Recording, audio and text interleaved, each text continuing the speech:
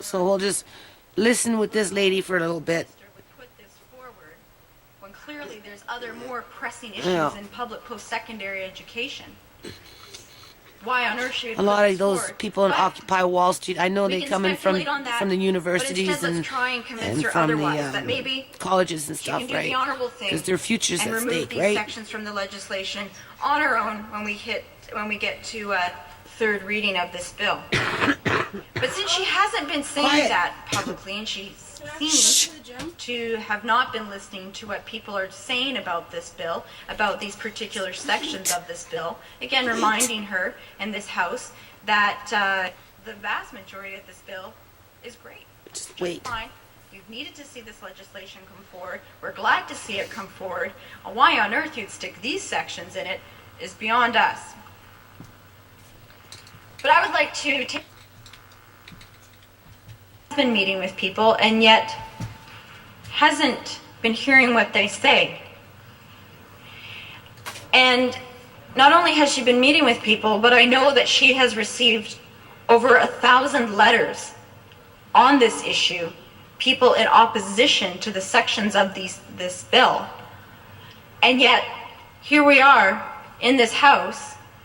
She had the opportunity between November and now to have rescinded these sections. She could have done that, but she hasn't. So, what is she not hearing? Well, let me take this opportunity now, Madam Speaker, to share with you and this House and the Minister what she ought to be hearing if she's picking up any of those thousands of letters that she's heard. So this letter here is from a Cabocean College student, Madeline Keller-McLeod, and she writes, Bill 18 is an unprecedented attack on democracy, post-secondary stakeholders, and the right of students to organize in many ways. Currently, faculty and staff at post-secondary institutions elect representatives to post-secondary Board of Governors. Bill 18 seeks to undermine staff and faculty representation by taking away their right to elect presidents of those constituencies. This takes away the voice of that person who has already been elected as the best representative of their constituency group.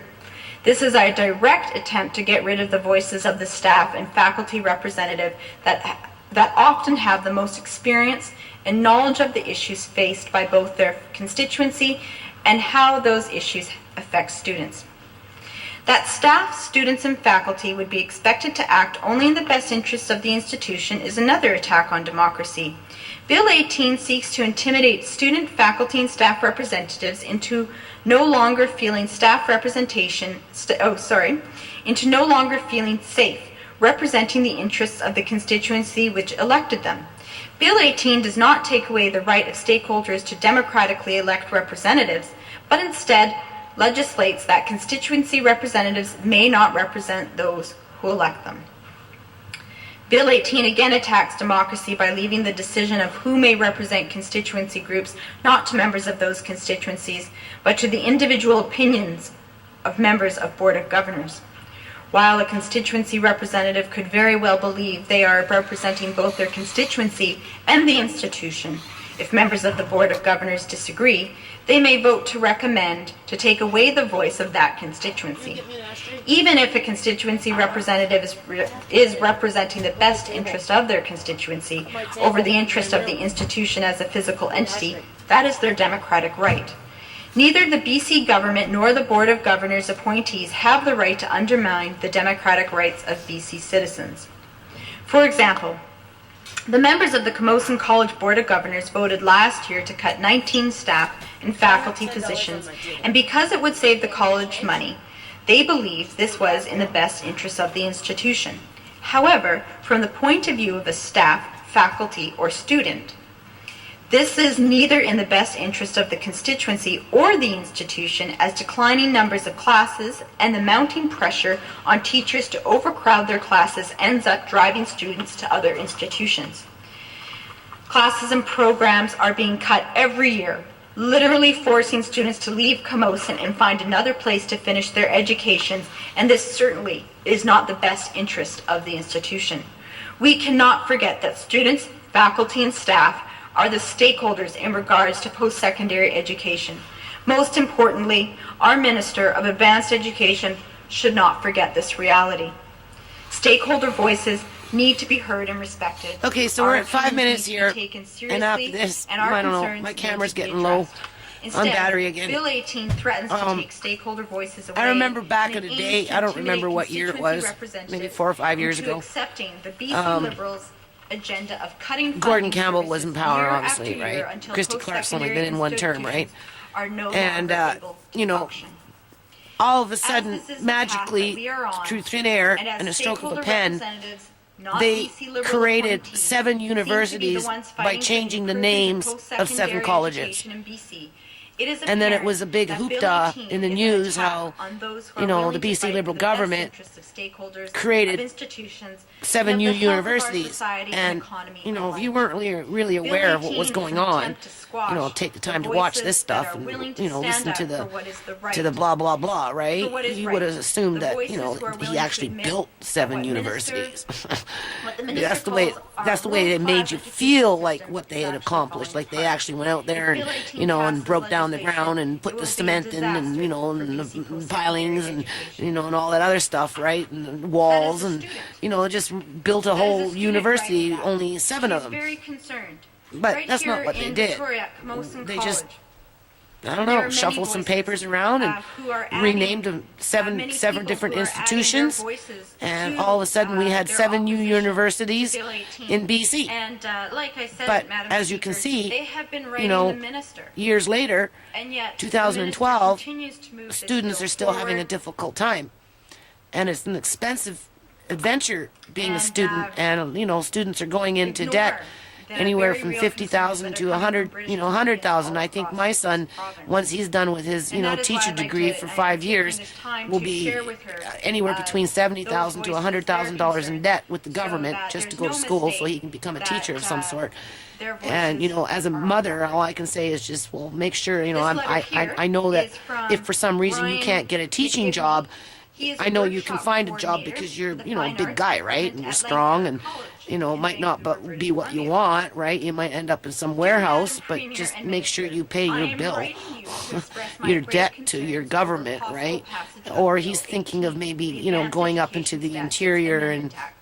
teaching, Specifically, you the know, portion in of this a proposed small legislation that community restricts where, the you know, it's concurrent hard to get teachers to go out associations there. and activities And you staff know, may be I've involved you know with while given him serving as a encouragement to duly consider elected that staff as an option to representative help of pay the down Board of his Langara debt College quicker, Government, because Board of you know, that's a been tremendous employed at Langara tremendous College as a burden workshop to be coordinator, facing Fine as a Arts young Department person. since You know, me, 1984. myself, and I went In into addition 40 to my grand debt regular just to duties push in this my nonprofit department, forward I and have raise my served on family. And countless you know, I've got standing $22,000 including, documented but through not limited receipts to, just with my occupation, nonprofit in health terms and of what I safety, spent inaugural around the members of nonprofit. the And this is Langara money coming Council, out of my pocket, numerous search you know, my committees, credit cards, my, you know, I was off well for 6 years, so I kept pushing forward. You know, I had a lot of expectations I had to meet with the federal government. You know, not that the provincial government or the municipal government was helping me, but I had guidelines I had to follow through in order to secure the trademark name with the federal government, and that costed money. So, you know, as an adult with a $40,000 debt, you know, is hard to cope with. Never mind, you know, a young 20-year-old, you know, 24-year-old getting out of college and high school or university, you know, walking out with $70,000 to $150,000 in debt. And especially to a government that, you know, doesn't necessarily see them as equal, you know, even though they say, oh, well, we brought in 7 universities. Well, did you? What did you really do? You know, you shuffled some paperwork around, you renamed a few things, but you didn't go out there and actually build it. So I would take those universities with a grain of salt, you know, not to say that they don't warrant, you know, the accreditation that they have, but at the end of the day, it would have been better if they just would have built 7 new buildings and then labeled them as a university and kept what they had existing as is, because, you know, it's shady business. You know, it's like, you know, the cloak of many colors, or you know, I don't know, like it's just, or like, you know, like an invisible cloak, right? You know something's there, you can't necessarily see it, you can't put your finger on it, but you know it's there. And sometimes when things are there and you know it's there but you can't see it, doesn't mean it's a good thing, right? So, you know, for all this hoopla and for all this opportunity and, you know, 5 great goals and, like, you know, for average folks, I don't know. why I am concerned. I don't know. Big business, I can only speak hey, for what thumbs I up know for at them. Langara, But for and that is average simply folks, I people don't who are know. passionate about and involved in their institution will tend to get involved through the structures that allow them to do the most good. All major colleges in BC operate in an organized labor environment. Those that seek to input leadership and guidance to the organization who are not part of the excluded non-union group will, by functional necessity, be elected or appointed union members. I feel quite comfortable in asserting that at Langara the current legislation and its attendant operational bylaws function well. Where there's a perceived conflict or a real conflict, I and my LFA counterpart absent ourselves from the relevant portions of the proceedings. As was clearly delineated in the original bill, the elected support staff rep is there to represent support staff and the greater interests of the institution and not the association. I think what with I'm trying to say in a bargaining nutshell, certification. you know, because I fully can't go around in circles, understand and strive to right? adhere to that intention. I can only speculate what incident or As a incidents society, are responsible for the current you know, proposed if you're, legislative you know, it's changes, already been a but I wish to bring to your fact that if attention children what are I born foresee into as a poverty, considerable chances are negative, they'll stay in unintended poverty. consequence. You know, no matter what they Current do board later on in structure life, at Langara you know, consists of chances 8 are appointed the members, majority of 2 them will student remain in reps, poverty and 1 because there's only so many faculty staff. opportunities to be had. Appointed board members usually bring in So, financial, you know, legal, for me, business, the democracy that we and live in, skill sets and ensure for everything that I've college listened to adherence over the to years, and I've, you know, I've read and whatnot, and and maintaining fiscal I just so many holes, you know, it's just full of holes. It's so, it's worse than a leaky dam, you know, it's like a sieve, because it's just a charade, you know, again, you're led to believe one thing, and when you get to that point where you actually challenge them on what they say you can do, you find out that you can't do it. And then they, you know, they bring in their committees and, you know, throw around the word democracy and, you know, and their, you know, their quorums and, you know, you got to follow the rule of law and all this other stuff. But as you're trying to follow the rule of law and catch up to it, they're changing it just as fast as you're catching up to it and trying to follow it. They're, you know, they're 10 steps ahead trying to derail you by changing it. You know, and so I don't know where my nonprofit is going to go, honest to God. I really don't, because, you know, it just, too many holes, too many agendas that are not thinking about children, too many agendas that are not thinking about, you know, sick, vulnerable people on the streets, whether they're drug addicts or not, doesn't matter.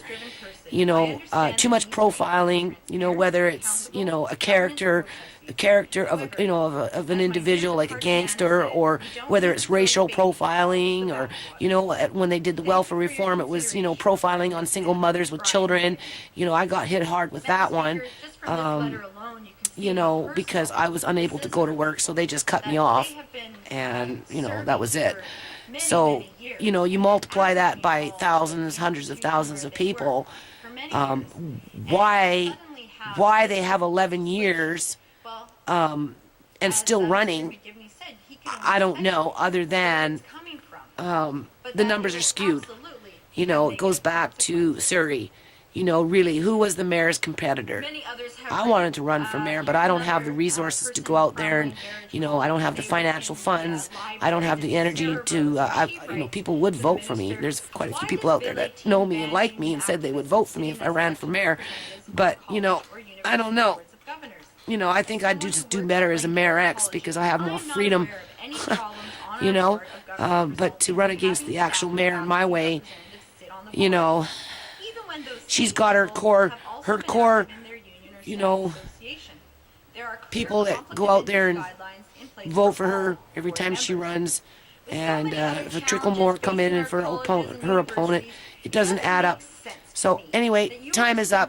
I don't want to try and trim this, so we'll just leave as is. Maybe I'll go to sleep with the volume on and tell the kids not to touch it and absorb this stuff into my subconscious, and I'll wake up and my saddle will be nice and shiny. And why